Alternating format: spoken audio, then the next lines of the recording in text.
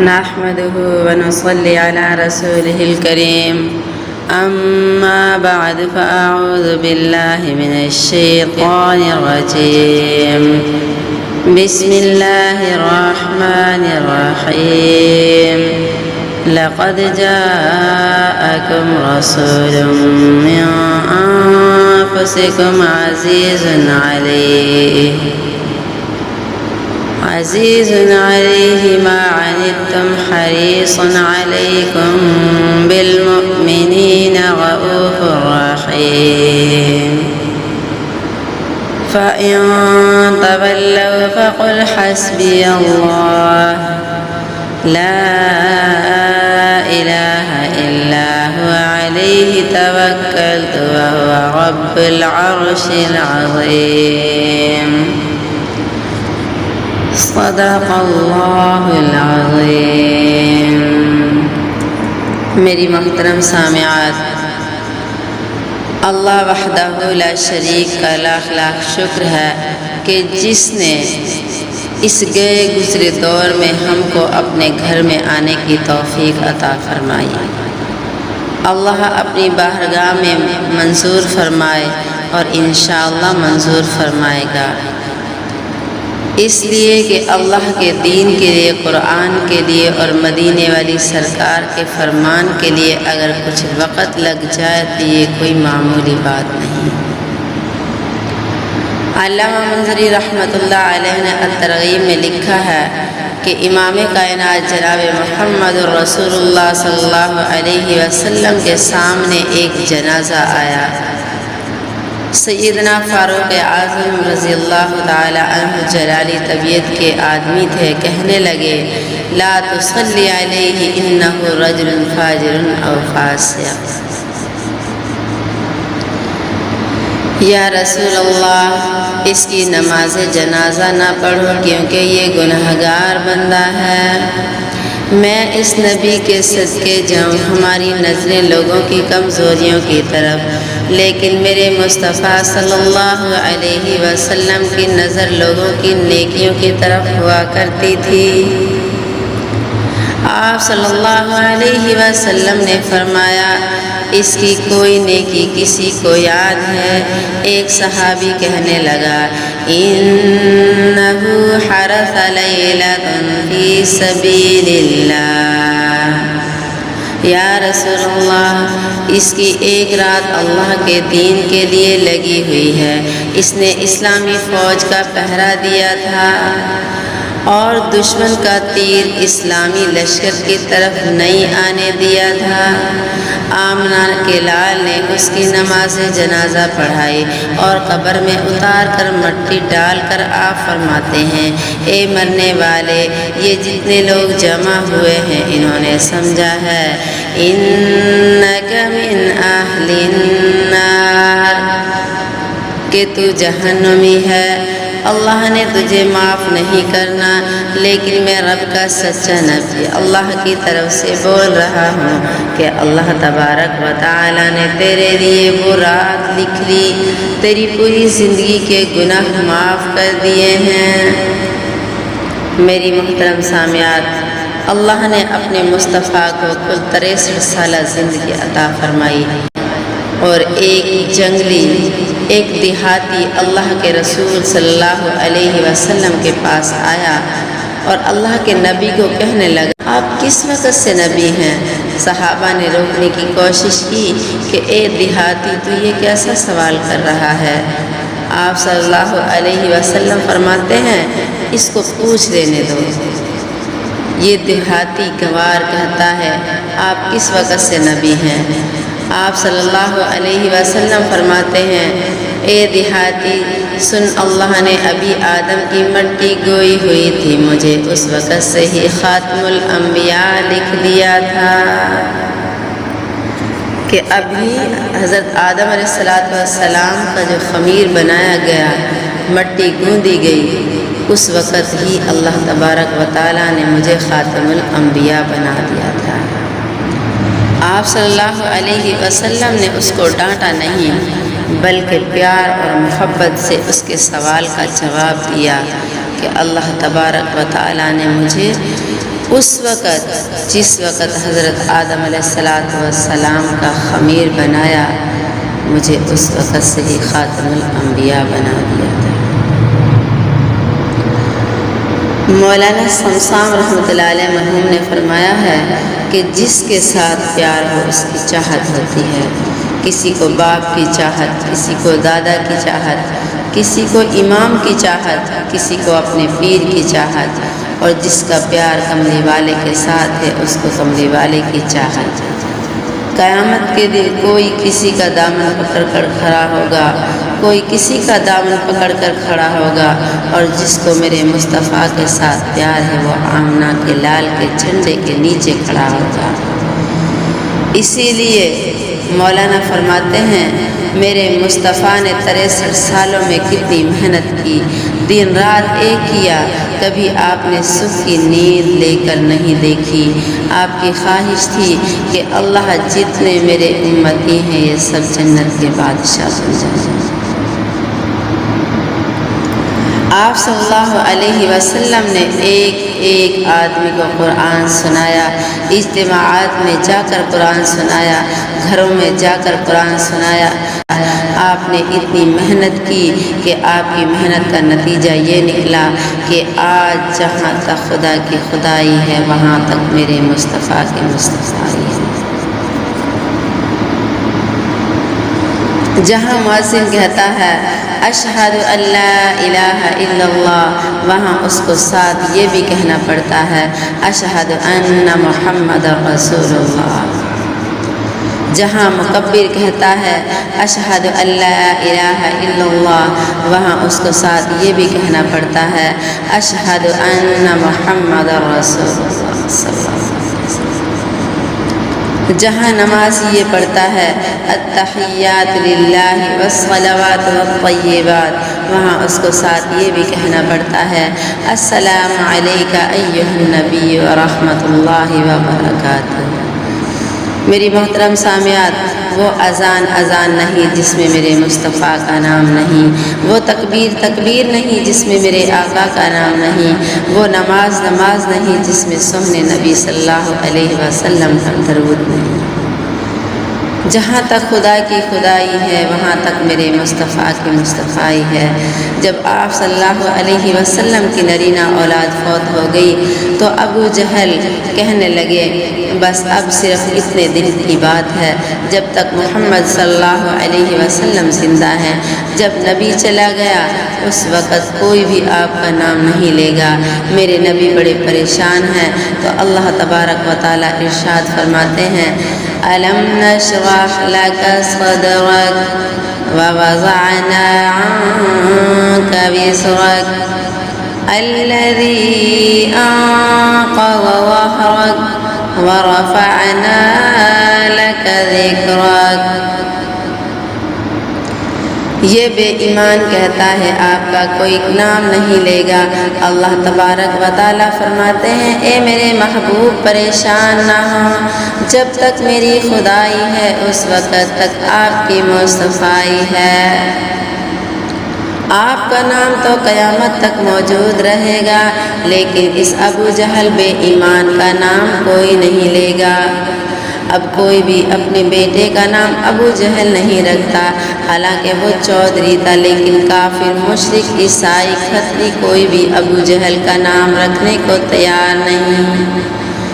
یہ میرے مصطفیٰ کی شان ہے کہ جدھر دیکھو وہاں میرے مصطفیٰ کی دھوم پڑی ہوئی ہے۔ مولانا نے لکھا ہے امام مالک رحمۃ اللہ علیہ جب مدینے کی گلیوں میں چلتے تھے تو اپنی جوتی اتار لیا کرتے تھے۔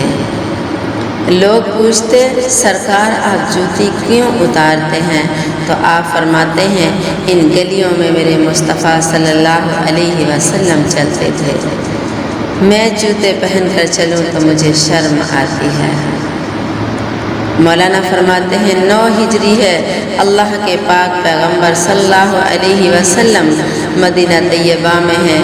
یہاں ایک لمبی داڑھی والا بوڑھا بابا مرنے لگا ہے، یہ اوپر سے اور ہے اور اندر سے بے ایمان ہے۔ اوپر سے اس کو نبی سے اتنا پیار کہ جب نبی ممبر پر خطبہ دینے کے لیے کھڑے ہوئے تو یہ ممبر کے پاس کھڑا ہو کر کہتا ہے، لوگوں مجھے اللہ کی قسم یہ رب کا سچا نبی ہے۔ اور باہر جا کر کیا کہتا ہے؟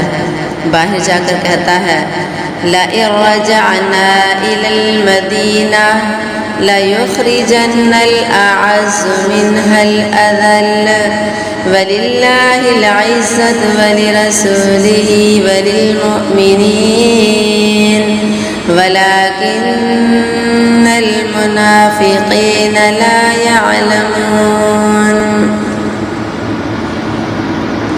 ہم عزت والے ہیں، نبی اور نبی کے صحابہ معاذ اللہ ذلیل ہیں۔ وہ یہ کہتا تھا کہ ہم عزت والے ہیں باہر جا کر لوگوں کے سامنے، اور رب کی مرضی دیکھو، بیٹا صحابی، باپ منافق۔ اور عجیب بات ہے، کہیں باپ نبی ہے بیٹا کافر، کہیں بیٹا نبی ہے اور باپ کافر ہے، کہیں میاں اللہ کا نبی اور بیوی کافرہ ہے۔ نوح علیہ السلام نبی ہے اور بیوی کافرہ۔ اللہ پاک فرماتے ہیں، میرے نبی نوح، تیری کشتی میں بندر، کتے، خنزیر وغیرہ تو بیٹھ سکتے ہیں، لیکن تیری بیوی مشرکہ ہے، اس لیے تیری کشتی میں نہیں بیٹھ سکتی۔ پیغمبر کی بیوی ہے لیکن کشتی میں بیٹھنے کی اجازت کوئی نہیں۔ اور دوسری طرف فرعون کی بیوی حضرت آسیہ رضی اللہ عنہا کے ہاتھوں اور پیروں میں میخیں لگی ہوئی ہیں، جلاد مار رہے ہیں، اور آسیہ مار کھاتے ہوئے آسمان کی طرف منہ کر کے کہتی ہے، رب ابن لی عندک بیتا فی الجنہ وَنَجِّنِي مِنْ فِرْعَوْنَ وَعَمَلِهِ وَنَجِّنِي مِنَ الْقَوْمِ الظَّالِمِينَ۔ اللہ اب میرا دنیا میں دل نہیں لگتا، میں چاہتی ہوں کہ جو عرش کے نیچے جنت ہے وہاں میرا گھر بن جائے۔ آسیہ اللہ سے دعائیں مانگ رہی ہے، اب جب آسمان کی طرف دیکھتی ہے تو اس کے لبوں پر ہنسی آ جاتی ہے۔ فرعون کہتا ہے، آسیہ مار کھا کر پاگل ہو گئی ہے۔ سیدہ آسیہ فرماتی ہیں، فرعون میں پاگل نہیں ہوئی۔ فرعون کہتا ہے، اگر پاگل نہیں ہوئی تو پھر ہنسی کیسی ہے؟ بی بی آسیہ فرماتی ہیں، فرعون تو اس بات کو نہیں سمجھا، مجھے ہنسی اس لیے آ رہی ہے، میں جب آسمان کی طرف دیکھتی ہوں تو اللہ تبارک و تعالی ساتوں آسمان چیر کر مجھے جنت میں میرا گھر دکھا دیتے ہیں۔ یہ فرعون کی بیوی ہے اور جنت کا گھر دنیا میں دیکھ رہی ہے، اور پیغمبر کی بیوی جہنم میں دھکے کھا رہی ہے، اور یہاں بیٹا صحابی اور باپ منافق ہے۔ مرتے وقت اپنے بیٹے کو کہتا ہے، بیٹا اب میں مرنے لگا ہوں، میرا آخری وقت ہے، تو اپنے نبی کو کہنا کہ آپ میری نماز جنازہ پڑھائیں۔ بیٹا صحابی تھا، اس لیے اس کو اپنے باپ کی کرتوتوں کا علم تھا۔ بیٹا کہتا ہے، اے ابا جی، آپ کس منہ سے کہتے ہیں کہ میں اللہ کے رسول کو کہوں کہ تیری نماز جنازہ پڑھائیں؟ وہ کون سا تیرے پاس ہتھیار تھا جو تو نے میرے نبی کے خلاف استعمال نہیں کیا تھا؟ ایک جنگ میں ایک کمبل گم ہو گیا تو یہ لوگوں کو کہہ رہا ہے وہ کمبل گم نہیں ہوا، وہ کمبل ذرا خوبصورت تھا، وہ معاذ اللہ نبی نے خود ہی چھپا لیا۔ اتنی دشمنی تو ابو جہل نے بھی نہیں کی جتنی دشمنی اس بے ایمان منافق نے کی۔ ابو جہل بار بار دشمنی کرتا تھا اور اس بے ایمان نے میرے نبی صلی اللہ علیہ وسلم کی پاک بیوی پر تہمت لگائی۔ کہتا ہے، بیٹا یہ بات بالکل صحیح کہ مجھ جیسا پاپی اب کوئی ماں نہیں جن سکتی، اور یہ بات بھی درست ہے کہ اگر مجھ جیسا پاپی کوئی نہیں تو تیرے نبی جیسا رحیم و کریم بھی کوئی نہیں۔ اب یہ بوڑھا بے ایمان مر گیا۔ بیٹا صبح صبح اللہ کے رسول کی خدمت میں حاضر ہوا، کہتا ہے، میرا بابا مر گیا ہے، حضرت آپ اس کی نماز جنازہ پڑھا دیں۔ آپ فرماتے ہیں اے میرے صحابی عبداللہ، اگر میرے نماز جنازہ پڑھانے سے اللہ تبارک و تعالیٰ تیرے باپ کو معاف کر دے تو میں 70 بار پڑھانے کو تیار ہوں۔ حضرت عمر فاروق رضی اللہ تعالیٰ عنہ دیکھ رہے تھے، آپ میرے نبی کا بازو پکڑ لیتے ہیں اور کہتے ہیں سہنیا آپ اس منافق بے ایمان کا جنازہ نہ پڑھائیں، تو آپ فرماتے ہیں میرے عمر ابھی تک اللہ نے مجھے روکا نہیں، جب تک وہ روکے گا نہیں میں جنازہ ضرور پڑھوں گا۔ مجھ سے میرا عبداللہ دیکھا نہیں جاتا۔ میرا صحابی میرے نبی حضرت عمر رضی اللہ تعالیٰ عنہ سے جھٹکا دے کر اپنا بازو چھڑا لیتے ہیں۔ اب حضرت اس بے ایمان کی میت کے پاس جاتے ہیں اور اس کے منہ میں اپنا لعاب مبارک ڈالتے ہیں اور اپنے گلے کا کرتا اتار کر اس بے ایمان کے گلے میں ڈال دیتے ہیں۔ میرے نبی اس کا جنازہ پڑھانے کو تیار ہو جاتے ہیں۔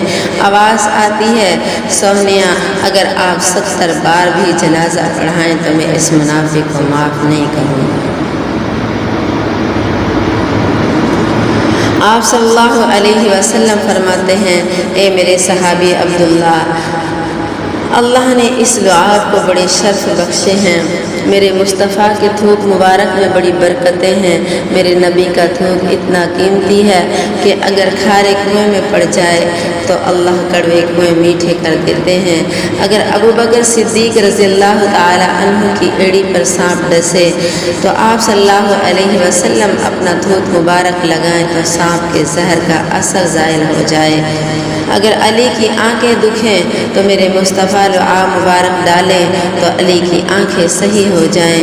اگر حضرت جابر رضی اللہ تعالی عنہ کی چھوٹی سی ہنڈیا میں لعاب مبارک پڑے تو 1400 کا لشکر کھانا کھا جائے۔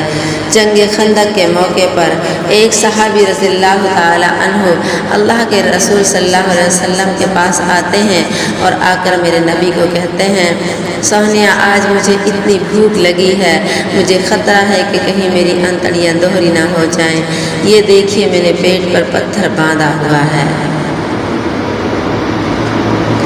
رسول اللہ صلی اللہ علیہ وسلم فرماتے ہیں اے میرے صحابی اگر تیرے پیٹ پر ایک پتھر ہے تو تیرے پیر کے پیٹ پر 2 پتھر بندھے ہوئے ہیں، پھر بھی محسوس نہیں ہو رہا۔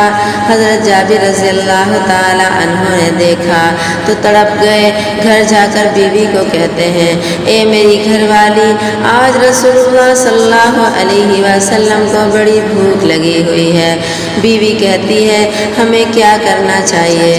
خامد کہتا ہے ہمیں کچھ نہ کچھ ضرور کرنا چاہیے۔ بیوی عرض کرتی ہے وہ چھوٹا سا بکرا کھڑا ہے، آپ اس کو ذبح کر دیں اور یہ 1.25 سیر جو میں پیس لیتی ہوں۔ اماں جی نے چکی چلائی اور جابر رضی اللہ تعالی عنہ نے بکرا ذبح کر لیا۔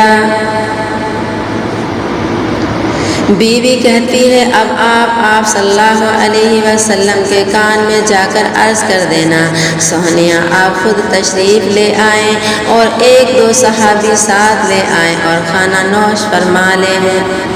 حضرت جابر رضی اللہ تعالی عنہ میرے نبی صلی اللہ علیہ وسلم کے کان میں جا کر فرماتے ہیں سہنیا آپ 1-2 صحابہ کے ہمراہ آ کر کھانا کھا لیں۔ میرے نبی ایسے نہیں تھے کہ مریدوں کو چھوڑ کر اکیلے ہی چل پڑتے۔ آپ صلی اللہ علیہ وسلم نے بلند ٹیلے پر چڑھ کر اعلان فرمایا اے صحابیو سب تیار ہو جاؤ۔ حضرت جابر رضی اللہ تعالی عنہ نے کھانے کا انتظام کیا ہوا ہے۔ جب حضرت جابر نے بات سنی تو چہرے کا رنگ اڑ گیا۔ کھانا تو 2-4 آدمیوں کا ہے اور یہ 1400 ہیں جن کو کئی دنوں کا فاقہ ہے۔ حضرت جابر رضی اللہ تعالی عنہ گھر گئے تو بیوی اللہ والی کہتی ہے اے جابر لوگ اللہ کے رسول کے پاس سے آئیں تو رنگ چڑھے ہوئے ہوتے ہیں اور تیرا پہلا بھی اتر گیا ہے، کیا بات ہے، کیا ہوا ہے؟ میری عزیزہ میرا نبی سیرت کا بھی سونا اور صورت کا بھی سونا ہے، جس کی سیرت بھی لا ریب اور جس کی صورت بھی لا ریب ہے۔ آپ صلی اللہ علیہ وسلم کی سیرت بھی لاجواب، آپ کی صورت بھی لاجواب۔ حضرت جابر رضی اللہ تعالی عنہ فرماتے ہیں وہ سب آ رہے ہیں، بیوی بڑی سمجھدار اور عقل مند تھی، وہ کہتی ہے تو نے کس طرح کہا تھا؟ جابر رضی اللہ تعالی عنہ کہتے ہیں میں نے کہا تھا سہنیا آپ ایک دو صحابہ کے ساتھ آ جائیں۔ بیوی کہتی ہے پھر گھبرانے کی کیا بات ہے، کھانا جانے اور کھانے والا جانے، ہم نے تو بتا دیا ہے۔ آپ صلی اللہ علیہ وسلم فرماتے ہیں اے جابر جب تک میں نہ آؤں ہنڈیا چولہے سے نہ اتارنا اور آٹے کی روٹیاں تیار نہ کرنا۔ میرے جابر کتنے خوش قسمت ہیں، لوگ میرے نبی کے پاس جاتے ہیں اور میرے نبی جابر کے گھر جا رہے ہیں۔ اللہ کے نبی صلی اللہ علیہ وسلم نے آ کر اپنا لعاب مبارک ہنڈیا میں ملا دیا۔ جابر فرماتے ہیں 1400 لشکر والے کھا گئے، نہ روٹیاں ختم ہوئیں اور نہ ہی بوٹیاں ختم ہوئیں۔ جابر رضی اللہ تعالی عنہ فرماتے ہیں میرے نبی کے تھوک مبارک کی اتنی برکت تھی کہ اگر لاکھ آدمی بھی ہوتے تو روٹیاں پھر بھی ختم نہ ہوتی۔ میرا نبی اتنا اعلیٰ نبی ہے، چلتے چلتے معبد کے گھر چلا گیا، آپ کو سخت بھوک اور پیاس لگی ہوئی ہے۔ آپ فرماتے ہیں اے بی بی ہم کو کچھ کھلا پلا۔ ماں کہتی ہے آج گھر میں کوئی چیز نہیں ہے۔ اللہ کے نبی نے حویلی میں نظر دوڑائی تو دیکھتے ہیں کہ ایک کمزور سی بکری کھڑی ہے۔ رسول اللہ صلی اللہ علیہ وسلم فرماتے ہیں اے بی بی وہ بکری کھڑی ہے، اس کا دودھ ہی دو کر پلا دے۔ ماں کہتی ہے اس کو بڑی دیر ہو گئی ہے، اس نے تو کبھی دودھ ہی نہیں دیا۔ میرے نبی فرماتے ہیں اماں اگر یہ دودھ نہیں دیتی اجازت تو دے دے، دودھ میں نکال لیتا ہوں۔ سیرت کی کتابوں میں لکھا ہے کہ میرے نبی صلی اللہ علیہ وسلم نے جب نبوت والے ہاتھ بکری کے تھنوں کو لگائے تو اللہ عزوجلال کی قسم ہے 18 سال کے لیے میرے نبی صلی اللہ علیہ وسلم نے دودھ کا ڈیپو کھول دیا۔ ابو معبد گھر آتا ہے، کہتا ہے مال تو میرے پاس ہے، تجھے دودھ کہاں سے ملا ہے؟ گھر سے خوشبو کیسی آ رہی ہے، کون آیا تھا؟ معبد کہتی ہے وہ جوان آئے تھے، انہوں نے خشک بیمار بکری سے دودھ نکالا ہے اور خوشبو بھی وہیں سے آ رہی ہے۔ ابو معبد فرماتے ہیں اے معبد کیا تو نے ان سے پوچھا تھا کہ وہ کون تھے اور کہاں سے آئے تھے اور کہاں جا رہے تھے؟ بیوی کہتی ہے اے ابو معبد تو کیا پوچھتا ہے، وہ اتنے خوبصورت تھے کہ میں ان کے چہرے ہی دیکھتی رہ گئی، نام پوچھنا تو یاد ہی نہیں رہا۔ ابو معبد کہتا ہے آپ کے ہاتھ بھی بڑے قیمتی تھے، آپ کا لب بھی بڑا قیمتی تھا، میرے مصطفیٰ تو مجسمہ رحمت بن کر آئے۔ آپ فرماتے ہیں اے میرے صحابی عبداللہ اللہ نے اس دھوپ کو بڑے اعزاز بخشے ہیں اور اس کرتے کو میرا پسینہ لگا ہوا ہے۔ ایک صحابی کے پاس ایک رومال تھا، جب وہ میلا ہو جاتا تو رومال کو پکڑ کر تنور میں پھینک دیتا، رومال کی میل کچیل جل جاتی لیکن رومال کا ایک دھاگا بھی نہ جلتا۔ لوگ پوچھتے کہ بھائی تیرے رومال کی کیا کرامت ہے؟ وہ کہتا یہ میرے رومال کی کرامت نہیں ہے، اس سے کائنات کے آخری پیغمبر نے ایک دن اپنا پسینہ صاف کیا تھا، اب جب بھی میلا ہوتا ہے تو اس کو دھونے کی ضرورت پیش نہیں آتی، میں آگ میں پھینک دیتا ہوں، میل جل جاتی ہے اور رومال صاف ہو جاتا ہے۔ میرے مصطفیٰ صلی اللہ علیہ وسلم نے کتنی محنت کی کہ اس کے منہ میں لعاب مبارک بھی ڈالا، اس کے گلے میں اپنا کرتا بھی پہنایا۔ اللہ کریم نے جبرائیل کو بھیجا، جبرائیل دوڑ کر جا، میں نے اس بے ایمان کو معاف نہیں کرنا، میرے نبی کا تھوک بھی اس کے منہ سے کھینچ لے۔ اس کے کفن سے کرتا بھی کھینچ لے اور جا کر میرے نبی کو کہہ دے یہ آپ صلی اللہ علیہ وسلم کا بے ادب اور گستاخ ہے، اگر آپ اس کا 70 بار بھی جنازہ پڑھائیں تو میں پھر بھی معاف نہیں کروں گا۔ لیکن میرے نبی کی رحیمی اور کریمی اب بھی ختم نہیں ہوئی۔ آپ فرماتے ہیں اے اللہ، اگر مجھے معلوم ہو جائے کہ میرے 72 دفعہ جنازہ پڑھنے سے تو نے معاف کر دینا ہے تو میں 72 دفعہ ہی جنازہ پڑھا دیتا۔ یا اللہ، اگر مجھے یہ معلوم ہو جائے کہ میں 72 دفعہ جنازہ پڑھا دوں تو اللہ معاف فرما دے گا تو میں 72 دفعہ ہی اس کا جنازہ پڑھا دوں۔ تو آپ صلی اللہ علیہ وسلم کی سیرت اتنی ہے کہ اگر ہم لکھنے پہ آئیں تو ہماری کلمے ختم ہو جائیں، سیاہی ختم ہو جائیں، لیکن آپ صلی اللہ علیہ وسلم کی سیرت کو ہم بیان نہیں کر سکتے۔ اللہ تبارک و تعالیٰ سے دعا ہے کہ ہمیں بھی اللہ تعالیٰ اپنے پیارے محبوب صلی اللہ علیہ وسلم کی سیرت پر چلنے کی توفیق نصیب فرمائے۔